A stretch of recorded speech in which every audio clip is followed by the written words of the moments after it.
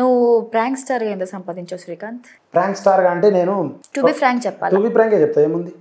నేను నాకు చెప్పడం ఇష్టం లేదంటే చెప్పను కదా, నాకు చెప్పాలి నేను చెప్తా, ఏముంది.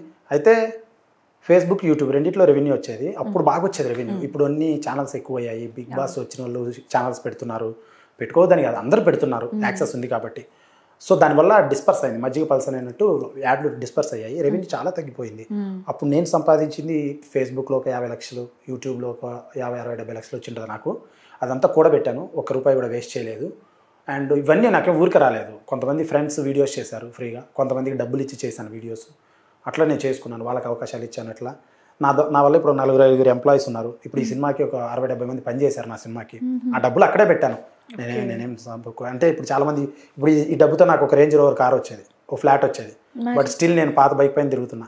నా సినిమా కోసం నేను చేసుకోవాలి, సినిమా జనాలకు చూపించాలి, వాళ్ళ దగ్గర నేను ఆదరణ పొందాలి అని నాకు ఇష్టం కాబట్టి ప్రయత్నం చేస్తున్నాను. ఇప్పుడు కృష్ణానగర్లో ఈ డబ్బును పంచాను, సినిమా చేశాను జనాలకి, ఆర్టిస్టులకి, అంటే కొత్త టెక్నీషియన్స్కి అందరికీ. అండ్ ఈ పెద్ద సినిమాలలో ఎక్కడో వెనకలు ఉండే ఆర్టిస్టులు 500 మందిని నేను ముందు తెచ్చిపెట్టాను నా సినిమాలో.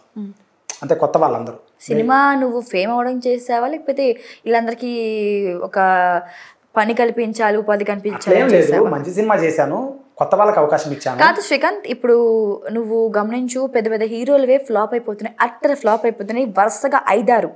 మరి నువ్వు ఏ ధైర్యంతో వచ్చావు? నీకు తెలుసా అసలు సినిమా మీద నీకు ఉందా, అవగాహన ఉందా? అంటే ప్రాంక్స్ అంటే వెళ్ళి ఏ రోడ్ల మీదనో పార్కులు చేసేస్తే అయిపోతుంది, ప్రజలు బాగా ఎంటర్టైన్మెంట్ అవుతారు.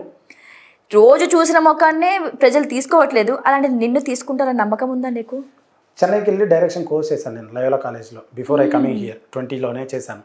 తర్వాత చిన్న అవగాహన ఉంది. అసలు యూట్యూబ్ ప్రయాణం ఎన్ని ఇయర్స్? 4 years. 2 years చేసింది. నీ కథ ఎన్ని ఇయర్స్ నుంచి స్టార్ట్ అయింది? 4 years. కథే, నా కథే 2020 మూవీ కథ 16 నెలలు అంతే. 16 నెలలు. 2020 జూన్ కరోనా ఎండింగ్ లో వచ్చాను. వచ్చి చిన్న కెమెరా కొనుక్కొని వీడియో ఈ స్టోరీ చెప్పిందంతా జరిగింది. 2 ఏళ్లలో ఆమె వచ్చి గొడవ పడింది. 2 ఏళ్లలో గొడవ పోయి ఆమె ఎందుకు గెలికినా నువ్వు? ఆమె నా దగ్గరకు వచ్చింది. ఆమె నా దగ్గరకు వచ్చి ఇట్లా వెళ్ళి రాలిసినట్టు ఏందో అది అసలు ప్రాంకా నిజమా? అది కూడా నిజంగా జరిగింది. నువ్వు ఏం చేసినది ప్రాంక్ లానే ఉంటుంది తెలుసా. ఒకవేళ నిజంగా కూడా నువ్వు రోడ్డు పడిపోయినా లేదు ప్రాంక్ చేస్తున్నా అనుకుంటారు జనాలు, అంతగా అయిపోయారు నీకు. బయట ఎవరైనా కనపడితే అన్న ఏమన్నా ప్లాన్ వేసావా, ఇక్కడ ఏమైనా ఉందా అంటుంటారు, ఎవరైనా గుర్తుపట్టి బయట అడుగుతుంటారు. సో ప్రాబ్లం లేదు, నా జర్నీ పుట్టింది చేసింది అదే కాబట్టి నా జర్నీ. అయితే తనే వచ్చింది, గొడవ పడింది, అట్లా అయిపోయింది. బట్ నేను షార్ట్ అండ్ స్వీట్ గా అసలు ఆ గొడవ ఏంటో చెప్పు. ఆ గొడవ ఏం లేదు, అసలు నిజం ఎందుకు జరిగిందో చెప్పు. నేను ఇంట్లో ఫుడ్ తింటున్నా, తను నా దగ్గరికి వచ్చింది, కిందికి రారా అని అరిచింది. ఎందుకంటే పోతానే అమ్మాయిలతో వీడియోలు చేస్తున్నావుట, నేను మహిళా సంఘం, ఏం చేస్తావు, నీ కథ ఏంది, ఏమనుకుంటున్నావు నువ్వు, హైదరాబాద్లో బతకలేవు. పక్క పిలిచింది, ఏరే అతను వచ్చాడు. వాళ్ళిద్దరి మధ్య మా ఇద్దరు కొంచెం డబ్బులు లేకపోతే నేను బతకలేవు, నేను ఎలా పొలిటీషియను, సంబంధం మహిళా సంఘం, అది ఇది అని బాగా బెదిరించింది. నేను అంత మాట్లాడిన తర్వాత నేను 2-3 మాటలు మాట్లాడాను. నీకు ఎందుకు అంటే తప్పు మాట్లాడాలా, ఎదురు మాట్లాడతారు కదా, అట్లా ఎందుకు ఇవ్వాలి, ఎవరు నువ్వు, ఏం డిఫెండ్ చేసుకున్నావు అంతే. దేని తను ఇక్కడ ఇదే పొజిషన్ ఎట్లా కొట్టింది, తన వెనకాల ఒక ఎత్తు వాడు కొట్టాడు. 2 సార్లు గమ్ముకున్నా, 3వసారి మళ్ళీ కొట్టింది, 3 దెబ్బలు పడ్డాయి నాకు, గమ్ముకున్నా. 4వసారి వాడు చేయెత్తాడు, ఇద్దరిని వేస్తే ఇద్దరు కింద పడ్డారు. అదే విషయం తనతో పాటు వచ్చిన వాళ్ళు వీడియో రికార్డ్ చేశారు, వాళ్ళే ఫేస్బుక్ లో పెట్టుకొని వాళ్ళే అల్లరి చేశారు. అదంతా అందరికీ తెలుసు జనాలకి. వాట్ హ్యాపెండ్, అదే జెన్యూన్ గా అదే జరిగింది. తనకు సంబంధించిన మనిషి అయినా తనకు సంబంధించిన ఎవరిని కూడా నేను ఏమి చేయలేదు. అండ్ దాని ప్రాంక్ అది రియల్ స్టోరీ దట్ హ్యాపెండ్. దానివల్ల నాకు కొంచెం మైలేజ్ వచ్చింది, చాలా ఛానల్స్ లో తెలిసింది, ఇంటర్వ్యూలు ఇచ్చాయి ఇమీడియట్ గా అందరికి. అంటే అందరూ వచ్చి మైకులు పెట్టారు, ఏమైంది సార్ అని. అప్పుడు జరిగింది ఇది సార్ అన్న, అందరు కమెంట్స్ పెట్టారు. ఎందుకురా ఏదో తప్పు చేస్తే పోలీస్ కంప్లైంట్ ఇవ్వాలి, ఇన్ని ఎందుకు కొట్టడం, చేసుకోవడం ఎందుకు అబ్బాయి నేను అంటే. ఇప్పుడు నీ మూవీ స్టోరీకి వద్దాం. అసలు ఏం అంటే నీకు ఏం అవగాహన ఉండి వచ్చాను నువ్వు అసలు అడుగు పెట్టావు? నీకు డైరెక్షన్ తెలుసా, మ్యూజిక్ గురించి తెలుసా, లేకపోతే స్క్రీన్ ప్లే తెలుసా, కాస్టింగ్ క్రూ తెలుసా, మేకప్ నుంచి తెలుసా, అసలు నీకు మూవీ గురించి ఉన్న అవగాహన ఏంటి? బేసిక్గా నేర్చుకున్నాను. పోను కథను బట్టి ప్రతి ఒక్క విషయాన్ని అప్డేట్ అవుతూ నేర్చుకుంటూ ఉంటాము. బేసిక్గా నేర్చుకుని ఈ సినిమా మొదలుపెట్టాను. నేర్చుకునే ప్రాసెస్లో చాలా నేర్చుకున్నాను, తీసే ప్రాసెస్లో చాలా నేర్చుకున్నాను. అదే చిన్న సినిమాలు చాలా చిన్న సినిమాలు పనిచేసాను, పేరు కూడా పర్లేదు. అండ్ కోర్స్ చేసి వచ్చాను. ఇంకోటి నేను యూట్యూబ్లో వీడియోలు చేసామని, కెమెరా మీద అవగాహన ఉంది, ఫ్రేమ్ పైన అవగాహన ఉంది, ఎలా ఉండాలి అవగాహన ఉంది, ఎంగేజ్మెంట్ ఎంత ఉండాలని అవగాహన ఉంది, ఎలా చూస్తారని అవగాహన ఉంది. ఇప్పుడు ప్రతి వారం సినిమాలకు వెళ్తాము, కమర్షియల్ సినిమా, డబ్బులు వచ్చే సినిమాలకి. దీనికి ఎలా డబ్బులు వస్తున్నాయి, దీన్ని ఎందుకు ఎక్కువ ఆదరణ పొందుతుంది, డబ్బులు వస్తున్నాయంటే ఆదరణ పొందు, పీపుల్ లైకింగ్ ఇట్. సో అలా అన్నీ ఆలోచించుకొని ఏం నడుస్తున్నాయని ఆలోచించి నేను లారీ అని కథ రాసుకోవడం జరిగింది. అప్పుడు తీయడం అనేది ఏంటంటే మూవీ ఎంత ఇంపార్టెంటో టైటిల్ మోస్ట్ ఇంపార్టెంట్. అసలు మూవీకి వెళ్ళేది కూడా టైటిల్ని చూసే 99% కూడా. మరి ఈ లారీ అని పెట్టినావు, అసలు జనాలు లారీయే కదా అని లైట్ తీసుకోరా? లేదు తీసుకోరు. ఆ టైటిల్ కూడా కొత్తగా మాసీగా ఉంది కదా, లారీ అంటేనే మాసీ టైటిల్ అండ్ సాలిడ్గా ఉందని అర్థం అని నేను అనుకోవడం. నేను సో ఇందాక అడిగిన క్వశ్చన్కి కంటిన్యూ ఇది. సో ఈ లారీలో నేను విన్న రూమర్ అండ్ ఒక పర్సన్కి ఇచ్చిన ఇంటర్వ్యూ తర్వాత నాకు ఆ పర్సన్ నాతో మాట్లాడిన తర్వాత నాకు ఇచ్చిన ఈ క్లూ అనమాట. కరాటే కళ్యాణిని రీప్లేస్ చేసి సేమ్ ఒక క్యారెక్టర్ని ప్రాస్టిట్యూట్ లాగా లారీలు వెళ్ళేటప్పుడు ఆపే ఒక క్యారెక్టర్ని పెట్టినవని విన్నాం. లేదు అది ఎంతవరకు నిజం? ఆ క్యారెక్టర్ ఉంది, ఆవిడ కాదు అది. క్యారెక్టర్ అయితే ఉంది, అది స్టోరీలో అలా రాసుకున్నాము. అంటే like what we happen story. ఇప్పుడు లారీ రోడ్డు మీద వెళ్తూ ఉంటుంది, ఆ సీన్లే వస్తాయి. డాబా కాడ గొడవ, రోడ్డు మీద యాక్సిడెంట్, కొంతమంది ఎవరన్నా ఆపి డబ్బులు అడగడం, పోలీసు వాళ్ళు చెక్ చేయడం, లారీ కథలో ఎలాంటివి వస్తాయి సీన్స్. అట్లా రాశాను తప్ప completely wrong thing. Right. So ఇంచుమించు నీకు ఈ మూవీ కంప్లీట్ అవడానికి ఎన్ని ఇయర్స్ పట్టింది? 16 నెలలు పట్టింది. 16 నెలల్లో 13 నెలల్లో సినిమా ఇచ్చేసాను మొత్తం, మొదటి కాంచి చివరి వరకు. ఈ 3 నెలలు ఈ ఎలక్షన్స్, ఎండాకాలము, ఐపీఎల్ వల్ల సినిమాలు ఆడట్లా, అందుకు గ్యాప్ ఇచ్చి ఆగస్టులో వస్తున్నాం. సినిమా అయిపోయి చాలా రోజులు అయింది, 3 నెలల దాకా అయిపోయింది సినిమా అయిపోయి. అండ్ 23 రోజుల్లో షూటింగ్ చేశాం దీన్ని.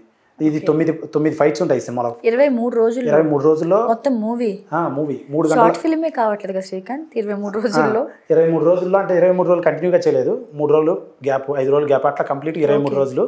23 రోజులు చేసాం. 9 ఫైట్స్ ఉంటాయి, 3 పాటలు ఉంటాయి, 3 గంటల 3 నిమిషాల సినిమా. కిస్సులు ఎన్ని ఉంటాయి? కిస్సులు ఒక you have to see on the screen. అంటే లెక్కలేనని ఉంటాయి. నో, ఆ బ్యూటిఫుల్ రొమాన్స్ పండేంత వరకు వాళ్ళిద్దరి మధ్య బంధం పండే. బ్యూటిఫుల్ రొమాన్సా? నువ్వే ఇచ్చుకుంటున్నావే ట్యాగ్ కూడా, బ్యూటిఫుల్ రొమాన్స్. ఫ్యామిలీ అంటేనే బ్యూటిఫుల్ కదండి. ఫ్యామిలీ, ఇద్దరు వ్యక్తులు ఫ్యామిలీగా నటిస్తున్నారంటే అంటే నీకు పెళ్ళి అవుతుందా? సినిమాలో అవుతుంది. రైట్. నిజంగా పెళ్ళైందా? నేను సింగిల్ స్టిల్. ఓకే, సింగిల్, అందుకే అంతా నడుస్తుంది. సరే, మరి ఇప్పుడు శ్రీకాంత్ మూవీలోకి అడుగు పెట్టాడు as a producer, director, hero. మళ్ళీ ప్రాంక్స్కి వస్తాడంటే రావచ్చు. నేనేం ఆలోచించాను, నాకు మధ్యలో ఒక 6 నెలల తర్వాత వీడియోలు చేసిన తర్వాత, before starting this movie I got an idea. ఒకవేళ సినిమా ఇండస్ట్రీలో ఫ్లాప్ అవుతున్నారు, ఎత్తిపోతున్నారు, ప్రొడ్యూసర్ దొరకట్లేదు, ప్రాబ్లమ్స్ జరుగుతున్నాయి, రకరకాల థింగ్స్ ఉన్నాయి. నాకైతే ఒక బేస్ వచ్చిందబ్బా, ఫ్యాన్స్ ఉన్నారు, ఒక ఛానల్ ఉంది, కొంతమంది నా వీడియో ఫ్యాన్స్ ఉన్నారా నీకు? ఉన్నారు బయట. అనుకుంటున్నావా? ఉన్నారు. అది ఫ్యాన్స్ అనుకుంటున్నావా అసలు నువ్వు? అంటే ఫ్యాన్స్ అంటే ఎలా చెప్పాలి, ఏదో డైహార్డ్ అట్లా కాదు, బయట గుర్తుపట్టి ఫోటో దిగినారంటే ఫ్యాను, అభిమానం అని నేను అనుకుంటున్నా. అలాంటి వాళ్ళు ఉన్నారు. నాకు ఇప్పుడు ఒక 20,000 మంది దిగింటారు ఫోటోలు. అంటే నేను గొప్ప ఉన్నాను అట్లా, దే లైక్ మై కంటెంట్ అలా అంటున్నా. సో అలా ఉన్నారు వాళ్ళు. చాలు నాకు సినిమా పోయినా మళ్ళీ యూట్యూబ్ ఛానల్ ఉంటుంది అనేది నాకు కాన్ఫిడెన్స్ వచ్చింది. And that's the best thing I made. చాలా మంది యాక్టర్స్ డైరెక్ట్ యాక్టర్గా ట్రై చేస్తారు, పాపం సినిమా వచ్చినప్పుడే అలా కనపడతారు, మళ్ళీ ఉండదు. సినిమా హిట్ అవ్వాలనుకుంటున్నావా, లేదా పెట్టిన బడ్జెట్ కంటే ఒక 2 times వస్తే చాలు అనుకుంటున్నావా? మీ నోరు బాగుంది, 2 times వచ్చినా చాలు అంటే ఎలా జరుగుతుందంటే, నేను క్వశ్చన్ అడుగుతున్నాను, నేను అంటే నీ ఒపీనియన్ కనుక్కుంటున్నాను. నేను నా ఒపీనియన్ ఎస్ అంటే ఇది షూట్ షాట్ బ్లాక్ బాస్టర్ అండి. దీన్ని పెద్ద డిస్ట్రిబ్యూటర్ రిలీజ్ చేస్తే నా ప్రకారం కాన్ఫిడెన్స్ అనుకోండి, ఏమన్నా అనుకోండి, 100 కోట్లు కలెక్ట్ చేస్తుంది. అంత బాగుంది, చాలా బాగా, పెద్ద సినిమా, చాలా బాగా తీశాను. అన్ని అవగాహన పెట్టి, మైండ్ పెట్టి, నా బ్లడ్ అండ్ బోన్ పెట్టి తీశాను. ఎంతో కష్టపడ్డాను ఈ సినిమాకి. నిద్ర ఫ్లెక్సీలు, ప్రమోషన్స్ అంతా జరుగుతున్నాయా? ప్రయత్నం చేస్తాను, నా కెపాసిటీలో చేస్తున్నాను. అయితే నేను రిలీజ్ చేస్తున్నాను ఓన్గా. నాకు యాక్సెస్ దొరకలేదు, పెద్దవాళ్ళు యాక్సెస్ కొత్తవాడిని కదా, మొదటి సినిమా కదా, వాళ్ళు నమ్మట్లేదు పెద్దవాళ్ళు. రీజన్ ఏంటంటే వాళ్ళు చాలా సినిమాల్లో డబ్బులు పెట్టి పోగొట్టుకుని ఉంటారు. So they won't believe until we get success. కొంచెం పేరు వచ్చినా then they will see the movie. వాళ్ళని చూసినప్పుడు అప్పుడు వాళ్ళు భుజం మీద చేస్తారు, పార్టీకి పిలుస్తారు, అన్నీ ఉంటాయి. So let them take time. ఇంకోటి ఏంటంటే నేను పొద్దున్నే పెద్ద స్టార్ అవ్వాలని రాలా, అందుకే కదా డైరెక్ట్ అప్పుడే నా కాడ ఉండే. చిన్న సినిమా తీసేవాడిని, 20-30 లక్షలు నా కాడ ఉండేది అప్పుడు. Still I want to do something bigger life. అట్లా ఫేమస్ అయిపోవాలనుకున్నావా? ఫేమస్ అవ్వాలని లేదు, ఫేమ్ లేదు కదా. ఫేమస్ అవ్వాలని లేదు, నా కష్టం వల్ల అయ్యాను, గొడవ వల్ల కాదు. ఫేమస్ అవ్వాలని లేదు, కష్టపడి ఏది లేదు నాకు అది చాలా జీరో. నాకు అంత యాటిట్యూడ్, గుర్తుపట్టాలి ఇదంతా ఉండదు. కష్టపడాలి, 10 మంది కొంచెం బాగా సంపాదించాలి, 10 మంది జాబులు ఇవ్వాలి, హ్యావ్ ఎ బ్యూటిఫుల్ లైఫ్ అని నా ఆలోచన. ఫేమ్ ఇదంతా లేదు, పని చేయడానికి ఒక పని కావాలి కదా. ఫస్ట్ నేను B.Pharmacy చదువుకున్నాను. కాదు శ్రీకాంత్, నువ్వు మంచి చదివావు, వెల్ ఇంగ్లీష్ కూడా మాట్లాడుతున్నావు. సో నీకు సంబంధించి నువ్వు అన్న ముందుకు నేను ఒక యాక్టర్ అవుదామని వచ్చాను, బట్ అది సెట్ కాక నేను ఈ ప్రాంక్స్ అనే రూట్లోకి ఎంటర్ అయ్యాను. తర్వాత వచ్చేసి అన్ఫార్చునేట్ నాకు ఈ ప్రాంక్లో మంచి ఒక మార్క్ పడింది. మరి why don't you do job? ఇంత బాగా చదువుకున్నా, వెల్ హైట్ చదువుకునే జాబ్ చేసా, 3 నెలలు చేసా, మెట్రో ఫార్మాస్యూటికల్స్ ఇక్కడ ఇది బాలనగర్ ఏరియా సైడ్. ఆ జాబు అది ఆ లైఫ్ కూడా చూసా. It's like a cage feel అనిపించి సంథింగ్ బిగ్గా చేయాలనే ఇటు సైడ్ వచ్చా, సినిమా ఇండస్ట్రీకి వచ్చా. అంటే ఫేమ్ అవుదామని వచ్చావా? ఫస్ట్ ఆఫ్ ఆల్ డబ్బులు బాగా ఈజీగా సంపాదించవచ్చు, ఒళ్ళు కష్టమే ఉండదు అనుకుని వచ్చావా? యాక్టర్ లైఫ్ అంటే ఒళ్ళు కష్టం అది కాదు, కానీ రైతు ఎంత కష్టపడతా అంత కష్టం ఉంటుంది యాక్టర్ లైఫ్. పేరుకే మేకప్లు, లైట్లు, వెయిట్, కలర్స్ చాలా ఉంటాయి, చాలా కష్టం ఉంటుంది. వెయిటింగ్, పేషెన్స్, మానసికంగా చాలా కష్టం ఉంటుంది. రైతులకు ఫిజికల్ కష్టం ఉంటుంది, వీళ్ళకి మానసికంగా చాలా కష్టం. గొప్ప వాళ్ళు అన్నట్లా కష్టపడతారు వీళ్ళు కూడా. ఇంకోటి ఈజీ అని రాలా.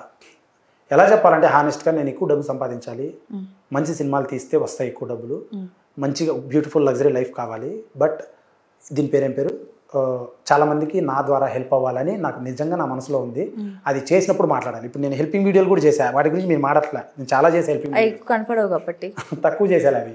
అవి తక్కువ చేశాను, అంటే డైరెక్ట్ మనీ ఇవ్వడమే చాలా చేశాను నేను. అండ్ చాలామంది కృష్ణానగర్లో పిలిచి మరీ నేను హెల్ప్ చేస్తాను ఏదైనా అవసరం ఉంటే. ఎవడైనా కొంతమంది సీనియర్ మోస్ట్ యాక్టర్లు ఉన్నారు కృష్ణానగర్లో, సీనియర్ మోస్ట్ అంటే దే హ్యావ్ నో యాక్సెస్. వాళ్ళు ఎప్పుడన్నా అవసరం అయితే ఇమీడియట్ నాకే కాల్ చేస్తారు. నేను కృష్ణానగర్లోనే ఉన్నా కాబట్టి. రీజన్ ఏంటి, ఎప్పుడన్నా నాకు 100-200 కొట్టన్నా ఫుడ్ చేశాను చెప్పట్లేదు, ఉదాహరణ చెప్తున్నా. హెల్ప్ చేయాలని తప్పన అలా ఉంది, కానీ మన దగ్గర మనీ ఉండాలి కదా, దానికి కష్టపడాలి. కష్టపడితే డబ్బులు వస్తాయి, ఊరికి రావు. నెక్స్ట్ హర్ష అవుదాం అనుకుంటున్నావా? వాళ్ళ వాళ్ళ తీరు వేరు, అది అదే దట్స్ ద డిఫరెన్స్. వాళ్ళ ఇంటెన్సిటీ ఏంటంటే ఐ కాంట్ కమెంట్, ఏదో చేశారు వాళ్ళు, ఐ కాంట్, కానీ నేను జెన్యున్గా ఉన్నాను నాది.